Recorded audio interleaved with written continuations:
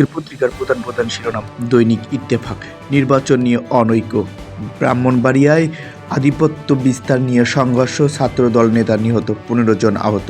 দৈনিক যুগান্তর, বিএনপিতে শুদ্ধি অভিযান, ভয়াবহ সংকটে 6 বিশেষায়িত ব্যাংক, রাজনৈতিক প্রচার কেন্দ্র ছিল নভ থিয়েটার।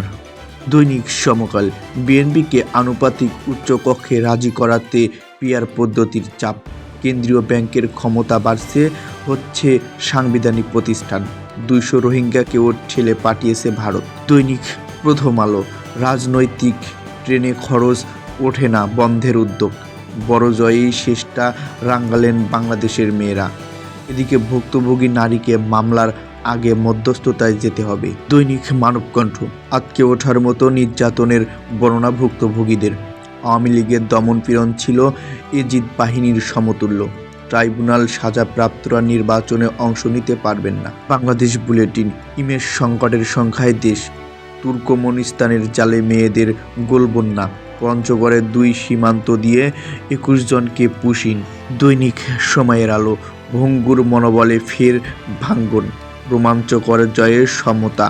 এদিকে পিআর পদ্ধতিতে সুবিধা চেয়ে অসুবিধাই বেশি। দৈনিক ইনকিলাব, ভারতের ডিজাইনে ফের হাসিনার শাসন, এখনও শঙ্কায় পোশাক খাতের উদ্যোক্তারা, বন্দিশালায় দেওয়া হতো ওয়াটার বোর্ডিং।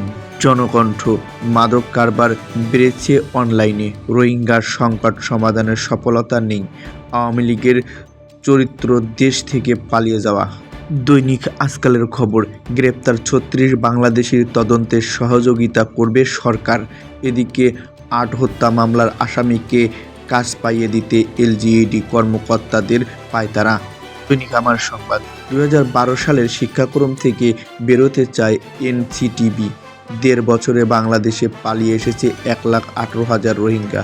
এদিকে প্রধানমন্ত্রীর ক্ষমতা লাগাম টানতে হবে। আমাদের সময়, পুলিশে অস্থিরতা কাটছে না, ঢাকায় মানবাধিকার কার্যালয় নিয়ে মিশ্র প্রতিক্রিয়া। এদিকে ডিসি প্রত্যাহার নিয়ে বিপাকে জনপ্রশাসন। এ মাসেই হচ্ছে জাতীয় সনদ, জাতীয় নির্বাচন আটকানোর শক্তি কারও নেই, মানবিক পুলিশ গড়তে সংস্কারের বিকল্প নেই।